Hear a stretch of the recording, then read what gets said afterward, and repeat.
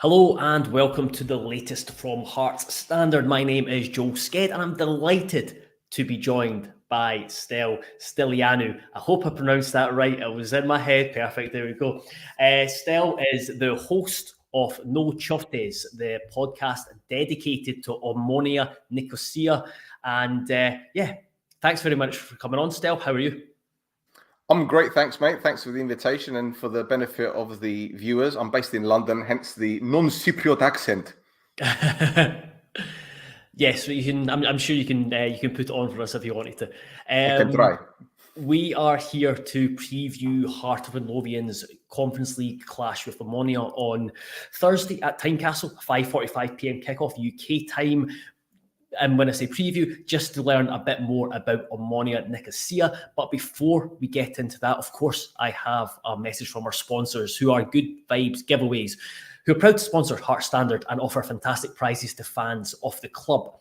Prizes change weekly and include tech gadgets, days out, weekends away, tax-free cash, and even OASIS tickets. Get your tickets now at www.goodvibesgiveaways.com and enter for your chance to spread the good vibes.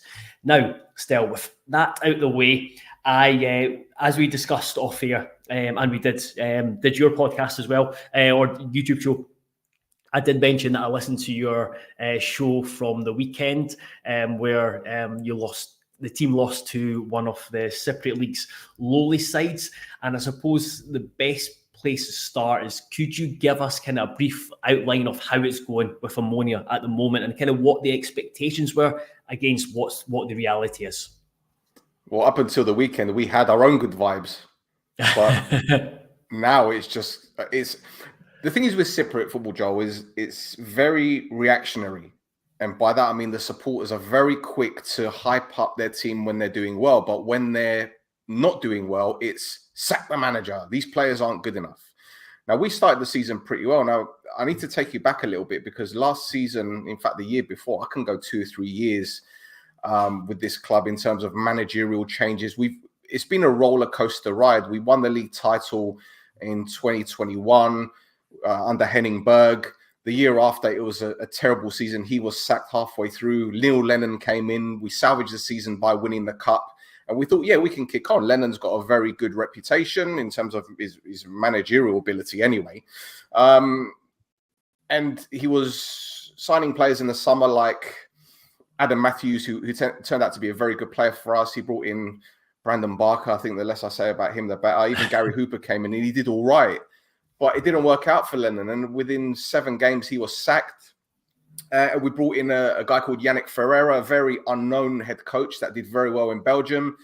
He started off okay, but then he lost 4-0 to our rivals, Apoel. And usually when you lose to Apoel, the writing is always on the wall. And especially when you lose 3 or 4-0, it's bad. He was sacked after another 4-1 loss. And to be fair on the guy, we only lost 3 or 4 games under him in about 13, 14. So it wasn't bad. So another manager comes in. Now we're on our 3rd manager by now. We're talking about 1.5 years of football. So new manager comes in, a Cypriot head coach who's now the head coach of the national team, and he won us a cup as well. So we won 2 cups and the league title in the space of 3 years, which is great. But then things went pear-shaped for him. We brought in a sporting director, a guy called Jesper Jansson, a Swedish guy that had a very good reputation at Hammarby. And it just wasn't working out between the two. They were arguing. There was a lot of bickering on and off the field. The president who took over the club in 2018 was based in the United States. He wasn't around. His vice president was making the decisions, albeit good commercially, bad in terms of off the field. And it just became a major soap opera. We had loads of stuff. I mean, there was a story that a bomb went off outside the vice president's home. No one knows who did it. There was a 100,000 reward for the perpetrator to find out who it was. Again, so much happened. So anyway, so Fronis Avulsti got sacked. Ketil Rekdal came in, when was it? January, February this year. He lasted 6 weeks. He was sacked. Then another guy came in, Yanis Anastasiou, who's now the sporting director. He steadied the ship, got us to cup final, which we lost 3-0 against Buffer. And this summer, it was a complete overhaul. Valdas Dambrauskas came in. We made some very, very positive signings. And we started the season well from a European campaign. We beat Torpedo Gdańsk, we beat Ferhava, we beat Zira and qualified for Europe. And our league season started well as well. We won against Hetinigo in the first game. We beat AK Larnaca, we beat Salamina. And then we played Aris Lima. We lost 1-0 to Anorthos, and that's when it kind of started, losing 1-0 at a team that at the time were near the bottom. They're a big club, but they're near the bottom. And we lost 1-0 to them. And we lost to Aris Limassol. Then we lost at the weekend to Baralimni, and all of a sudden the knives are out on this coach. So I can go on all day. I think I've gone on for about 3 minutes talking about of this club, but a lot has happened. So right now, there's a lot of umming and ahhing from the fans whether this coach is good enough. But the fact of the matter is, it's the players. That's the problem. Yeah, because I was going to kind of ask what the key issues are at the moment. Because I've listened to you talk from the weekend. You mentioned that the players don't have the minerals to win the league title. So, yeah. What are the key issues, and is there a lot of sympathy for Dambrauskas? A lot of fans are on the fence, and this is why. It doesn't surprise me, because in Cyprus, there's a scattergun approach to hiring and firing coaches. I'll give you an example. This season, Abuel, our rivals, are on their third head coach for this season. Third, right? Yep. One club 2 years ago had 7 coaches in 1 year. Last season, there were 18 head coaches sacked. The year before was 28. We're already at 5. So there isn't much patience with coaches. And it's no surprise that the 2 clubs at the moment that are top of the league have got the coaches that have lasted the longest at the moment. One of them is on their fourth year, I think. Spilevski's at Aris, 3rd or 4th. And Carcedo's at Buffer. This is his 2nd year. So as you can tell, straight away, 1 year is practically the average duration that a coach has. Now, Dambrauskas came in with a big reputation. He was at Hajduk Split. He was at Ludogorets. These are big clubs, irrespective of whether in comparison to, say, Rangers, Celtic, Man United, etc. But they're big clubs in their regions. So he's come to Cyprus and he started well. And the style of football that we were playing was fantastic. It was give and go, playing in triangles, fullbacks getting forward, wingers tucking in, centre forward scoring goals. It was great to watch. But recently it's been very stale and very predictable. Now, I believe that's not just down to the coach, but down to the players, because they're not listening to the instructions. And I'll give you a perfect example. Set pieces. We've had 113 corners this season, and we've only scored 3 times from them. And 2 of them were from short corners, which were just passed around. So I don't even count that. So it's going to be 1 goal direct from a corner. So you could say perhaps we're not working on it in training. Yes. But when you have 113 corners, 15 corners in 1 game, and you're not doing anything with it, what does that tell you? Yeah, and in terms of you mentioned the style. What can Hearts expect, and has in terms of style and both system, and how has that changed? Has Dambrauskas been kind of tinkering with it, or has he just kind of been playing the same, or is that an issue in itself? It's difficult to say, because there are so many permutations to this, and it mostly focuses on the 3 that we have in midfield. So if he goes with, for example, Maric, Erakovic, and Humber in the 3, so Humber will be a 10, they alternate positions. So it's almost as if 1 will stay and 2 will go, and they take it in turns. Whereas if he goes with Gusula, I think he's finished, to be honest, but I'm not going to go into that. Gusula and Maric or Erakovic, it kind of makes us very unbalanced, and there isn't any support for the wide players either. But then it also depends who goes as the 10. If Humble plays as a 10, we know that we've got a box-to-box player that can go and attack and go and defend. Whereas if we go with Evandro as a 10, he's great at moving into those pockets of spaces, but he can't challenge. He doesn't like to track back. He walks a lot off the ball. So there isn't that urgency, so to speak. If we go with our wide players, we've got Willy Semeda that's been fantastic for us, but he's just come back from an injury, so we don't know if he's going to play. Wide right, Loizu is arguably our best right winger. He was on loan at Heerenveen last season, but he had issues off the field with the club to the point where he went on strike last year. This summer, he had a bit of a strop as well, but now he's worked his way back into the team and he's put in the effort. Great, no problem. Then we have a player called Adzili that came from a club in Israel. bit of a dodgy past, say the least. Just Google him and you'll see why. He hasn't really done too much.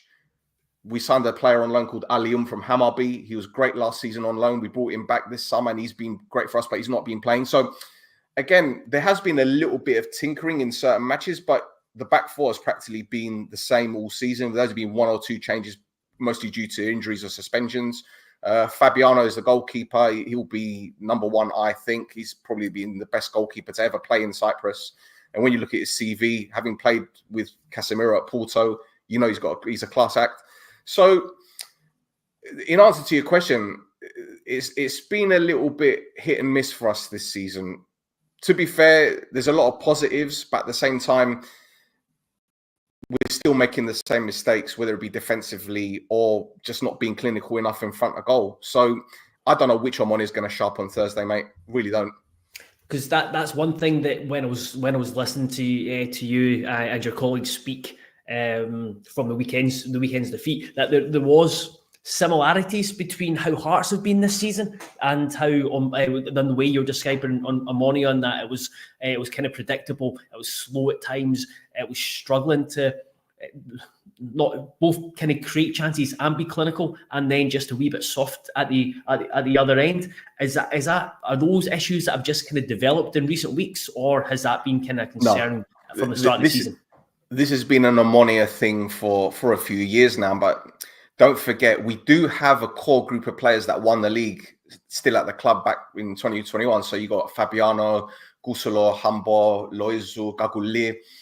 But most of the players have been and gone since then. I mean, don't forget, in Cyprus, it's not uncommon for clubs to bring in 10, 15 players and get rid of 10, 15 players every summer. So you can't really get that consistency. Now, with us, the problems that we always have are pretty straightforward. Ball watching from defenders, not being able to finish chances. There have been games where we've had 15, 16 shots on goal and we haven't been able to convert any of them. Now, you could say that's down to the strikers, but I just think that's down to the way that, I don't know, maybe it's just down to nerve. I don't know. I really can't put my finger on it. It's frustrating because, we started the season so well and now we've kind of gone down this downward spiral. But I know that once the European campaign ends, they're going to step up a gear again. So it's just frustrating to watch, mate. It really is. It really is. There's so much potential in this team as well. Got a lot of young players, It does, just what you're saying there. It seems to be a mentality issue between playing in Europe to then go and playing in the league and then just flipping between the two. Yeah. Would that be right? Yeah. I think so. And again, that's been an issue with Omonia for years. We qualified for we got into the Champions League qualifiers. We beat the likes of Red Star Belgrade. We beat Legia Warsaw. And then when it came to the league, we went through a spell where we didn't score a goal in 5 games, but we still ended up winning the league, which ain't bad. But then when it comes to other seasons, we've gone to Conference League. Like, for example, we played Man United home and away. So 2 years ago, we played Man United home and away, and we were absolutely fantastic. But then the league form was absolutely terrible. And you're thinking, well, are you interested in winning the league, or are you more focused on European games? Because if that's the case, I don't want you at this club, because I want you to be focused on both. Now, I understand that when it comes to a big European game, you're going to put in that extra 10, 15%. But when you're dropping points, like we did this weekend against teams that are battling for relegation, like we did last season, we missed out on the league title by a few points. But I'm thinking, well, if we didn't drop 2 points against this team, drop 3 points against this one, it all adds up. So are you talking about a mentality problem? Are you talking about just a quality problem? It could be both. And what happened in terms of the quality? And you said at the start of the season went well, especially in Europe. Got some really positive results. When the team does click, what are the strengths? What are the things that Hearts maybe need to look out for and be aware of? Mate, when this team clicks, I'll be honest with you, this season was probably the best football I've seen us play in about 5 or 6 years. And I'm not just talking about, the goals that we scored, because we put 6 past 0. We put 2 home and away against Ferhava. Great. But it's the style of play where you got attacking wingers that like to get on the ball and attack fullbacks. You got number 10 that can control the tempo. You got 2 central midfielders in Maric and Irakovic, who's ball playing, they're absolutely fantastic. You know, they've got this great synergy, maybe because they're from the Balkans, I don't know. You've got attacking fullbacks that like to get forward, put the ball in the box. You know, a central defender in Koulibaly that is absolutely rapid. I mean, when he was at Dijon, he racked up, I think it was 36 kilometers a mile. That's, 36 kmh. Kilometers per mile. Kilometers an hour. You can, I'm sorry. Yeah. Kilometers an hour. I can't even get my words out. It's a Cypriot in me, not coming out. The kilometers an hour. So that's what he clocked up. And I think he was linked with Glasgow Rangers a few years ago as well. So we've got talented players. And we signed Musialowski from Liverpool, the Polish lad that did really, really well at under 20. He hasn't played for us yet. So we've got talented players. And when they click, the football is sublime. But the problem is we're on this downward trajectory at the moment. And I'm really, really worried about Thursday, because when we play against teams that are very quick on the ball and press high, we can't cope. And we played against AEK Larnaca, ironically, and Henning Berg's their head coach right now. And they pressed us and they pressed us and they pressed us for about 70% of the game. And we just could not cope. Even though we won the game, we're fortunate to win the game. But when we come against teams that are physical, that are quick, especially in an intense press, we just can't get out of it. And that could be our downfall, especially with the ball watching. It's bad. It's bad. There's a couple of things that Hearts can do in there, but quick isn't one of them. So there's not a lot of pace in our team. And but you say that, but the energy and the stamina levels from the SPL to the Cypriot League are different. Granted, we've got a lot of internationals in our squad, but it's another level. It's another level up there, SPL. And in terms of kind of weaknesses, and you mentioned about the inconsistency, you talked about inconsistency, about kind of players' attitude.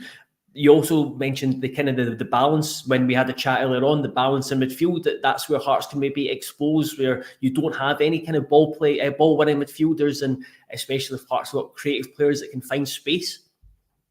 Yeah, for sure. Now, the way that we play, I mean, what I've noticed, especially in the derby games, we do like to sit back a little bit, but this coach is very positive in his approach. Now, I won't be surprised if we go with a 4-2-3-1 on Thursday, but get our wingers back to support the fullbacks and our number 10 to drop deep as a third central midfielder and to have one up top, whether it be Stepinski or Gaguli. I'm not sure which one's going to play.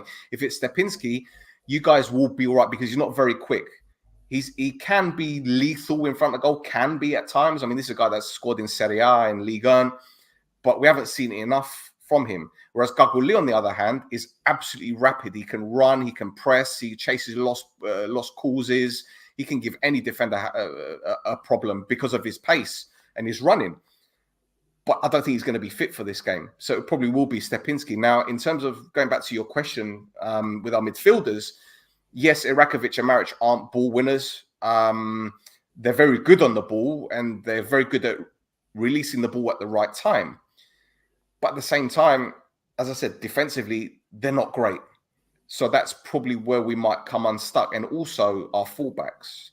You know, Alpha Diuncu has been very good for us. But at the same time, he's still young. He's been known to make a few mistakes. Dwells on the ball a bit too long. Holds onto it for too long. No problem. But it's down to the players around him to support him, which, again, it depends on who's going to be right wing.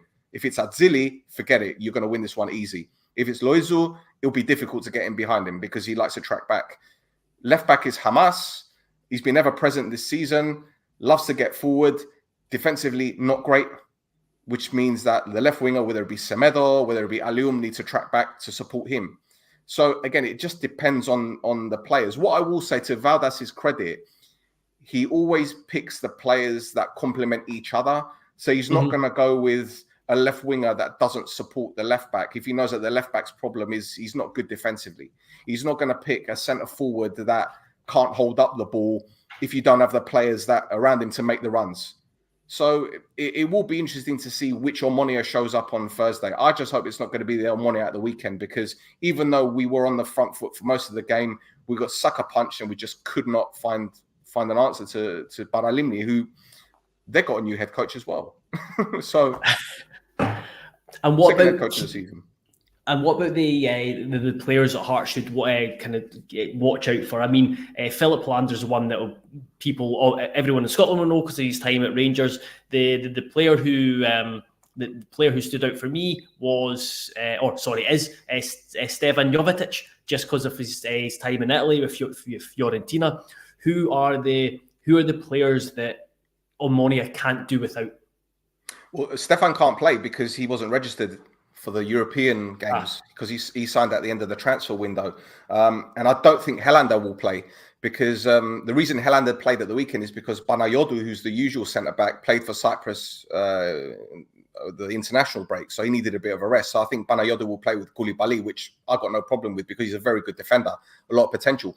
The players that we can't play without, it's difficult to say because we've got some standout players. But if there's one player that I think really makes us tick this season, well, there's two. I'd say Simic, who has often played as a right winger, but also can play as a 10. He's got a lot of running, a lot of speed, and he scored some pretty vital goals for us recently. And also Maric, who's the new signing we brought in from a club in Croatia. He reminds me a little bit of Michael Carrick in the way that he plays. He, very good range of passing, likes to get forward, can chip in with the odd goal or two. And then there's Irakovic, his partner. So if those two play, then we could have a good chance of getting something, even if it is a point. And I'll take that at this stage because we need all the luck we can get. So then, kind of just one of my final questions was, you talked about how you would take a point. What is the view on Hearts, and what was the expectation, and has it changed since Sunday's result in terms? Because you obviously Omonia started with a brilliant result against Vikingur of Iceland, winning 4-0. Is this a game where you view as being a possibility to pick up points? Well, just to sidestep a little bit, that Vikingur result, you see the 4-0, it wasn't a 4-0 scoreline. Mm-hmm. Because in the opening 20-25 minutes, they were all over us. They had one player that went off injured, and he was their holding midfielder, and he was making them tick. He was protecting the back line. He was making sure that our number 10 wasn't getting anywhere near the ball. And once he went off with an injury, which ironically, one of their own players injured him, they booted him in the head when he went to head the ball. They kicked him in the head, and he had to go off with a concussion. And that's when the game changed. We were getting more and more opportunities, but it was the second half substitutions from Valdas to bring on three players that had a lot of pace because the Icelandic season is nearly finished. They've played how many games this season? I don't know. And obviously it was like 30 odd degrees in Cyprus at the time. So it drained them. So yes, we were clinical in the back end of that game, but I don't think it was a 4-0 scoreline. But in terms of Hearts, if you had the same head coach, I'd think, we've got a chance of winning. But now you've got a new head coach. You won at the weekend. Our results haven't been great. Willy Semedo's just come back from an injury. He didn't look sharp at all. Listen, I'll be happy with a point at this stage, to be honest. If you'd have asked me 2 or 3 weeks ago, in fact, if you'd have asked me when the draw was made, can we win at Tynecastle? I'd say, yeah, we've got a chance. But now I'd say it's 80-20. Hearts are going to win this one. Those are odds I think our viewers like a lot. And I suppose just finally, are you able to tell us a bit about this Splinter Club and the whole background between Omonia and this other club? I need to watch what I say. I need to watch what I say here. What I say here because I've got friends that play for that club. So yeah, so back in. If you're going to go look at Omonia's history, Omonia are traditionally a left-leaning club. In fact, we're one of the most despised clubs in Cyprus because we're not pro-Greece. A lot of the other clubs like Apoel, Apollon, and Anorthosis, they're all pro-Greece, and you can tell just by their kits, they got blue in it. Apollon and Anorthosis are blue and white stripe. So they're very pro-Greece. And I'm not going to go into the political side of things because it can get a little bit messy. But Omonia were fan-owned until 2018. And the club was in financial dire straits to the point where I've got friends that used to play for the club and they were telling me that they would go shopping and fans would volunteer to pay for their food, groceries and all that because the club weren't paying them. In fact, we chipped in to sign a player, Dimitris Christofi from Sion, I think it was, a Swiss club. Anyway, so Baba Stavro comes in, takes over the club in 2018. And obviously, the people that were in the board, they didn't want him. They felt that he was going to Americanize the club because he lives in the United States. He's based out there, born in Cyprus, but based out in the United States. Very wealthy businessman. And they said, right, we don't want him at the club. We're going to create our own club. So they went away and they created Omonia Nicosia 29th of May, which is 29th of May was the date that they were created. So they started in the lower leagues. Now, they're a bit like AFC Wimbledon in the sense that, you know, they don't really, okay, they do care about results, but it's all about the experience, going to see your friends, watching the game. And, you know, they did very well. For a non-league club, they're taking 3,000 or 4,000 to matches. And you don't even get 3,000 or 4,000 from some first division clubs in Cyprus. So they were doing very, very well. They're filling out, you know, their sections of stadiums. And eventually they got to the second division, and that was massive for them. Now, I'm going to sidestep a little bit because in Cyprus, to obtain a match ticket or to get in the stadium, you need a fan ID. So you register with the Cypriot Olympic Committee, you register your name, address, you send in a photograph, you then receive a digital card with a QR code. And when you go to the stadium, they check it and you can go in. Now, because Omonia Nicosia was founded mostly by the ultras, they don't want the fan card because obviously if you're an ultra, it comes with other things as well. I'm not going to go into that. So when they got promoted into the first division, fans haven't been going to home games because they don't want the fan card, which means they can't get inside the stadium. In the second and third division, you don't need the fan card. But in the first division, you need it. So they've done very, very well. They've been bringing in a lot of players from various leagues. Before, their philosophy was we're only going to have Cypriot players. But when they got into the second division, it was like, well, no, we're going to change that. They brought in Jordi Gomez. They used to play for us. They brought in other players as well. And they've done pretty well to get into the first division. But because their fans aren't going to games, you've got empty stadiums, and you add that to certain clubs having away ticket allocation reduced because of fan trouble over the years, especially last season where we had a ban on away supporters due to fan violence. One player got hit in the head with a firecracker by an away supporter. I'm not going to go into that.